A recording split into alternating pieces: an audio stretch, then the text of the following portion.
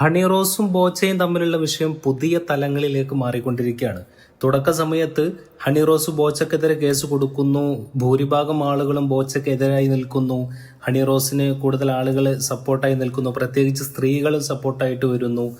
ആ സമയത്ത് ആ കേസ് അവിടെ അവസാനിക്കുകയാണ് എന്നുണ്ടെങ്കിൽ ഒരു പക്ഷേ ബോബി ചെമ്മണ്ണൂർ കൂടുതൽ കാലൊക്കെ ജയിലിൽ കിടക്കേണ്ടി വരുന്ന ഒരു സാഹചര്യം, അതിനേക്കാളൊക്കെ അപ്പുറം അദ്ദേഹത്തിന്റെ ബിസിനസ് കാര്യങ്ങളിലൊക്കെ തിരിച്ചടി നേരിടേണ്ടി വരുന്ന ഒരു സാഹചര്യം ഉണ്ടാവുമായിരുന്നു. പക്ഷെ ഇവിടെ വളരെ ട്വിസ്റ്റാണ് സംഭവിച്ചുകൊണ്ടിരിക്കുന്നത്. ഹണി റോസ് രാഹുൽ ഈശ്വറിനെതിരെ തിരിഞ്ഞപ്പോൾ രാഹുൽ ഈശ്വർ കൃത്യമായിട്ട് കാര്യങ്ങൾ അവതരിപ്പിക്കുന്നു, ജനങ്ങൾക്ക് അതിന്റെ സത്യാവസ്ഥ ബോധ്യപ്പെടുന്നു.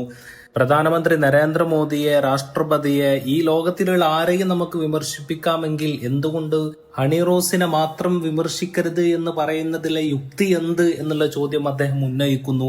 ജസ്റ്റിസ് കമാൽ പാഷ, ഹൈക്കോടതിയിലൊക്കെയുള്ള നിയമവിദഗ്ധർ ഇതിനെ വളരെ ശക്തമായി നിരീക്ഷിക്കുമ്പോൾ ബോച്ചയുടെ സ്ഥാനത്ത് ഒരുപാട് ശരികളുണ്ട്. തുടർന്ന് വരുന്ന ഓരോ വാർത്തകളിലും ബോച്ചക്ക് മാത്രം സപ്പോർട്ടായിട്ട് മാറുകയാണ്.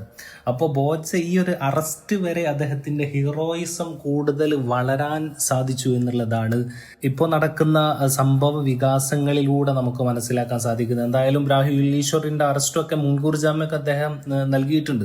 അദ്ദേഹം ഒരു അഡ്വക്കേറ്റ് കൂടെയാണ്. വരുന്ന സംഭവ വികാസങ്ങൾ ഈ ഒരു കേസിൽ നല്ല രീതിയിൽ വഴിത്തിരിവാകുമെന്നുള്ളത് കൃത്യമായി നമുക്ക് മനസ്സിലാക്കാൻ സാധിക്കുന്നുണ്ട്.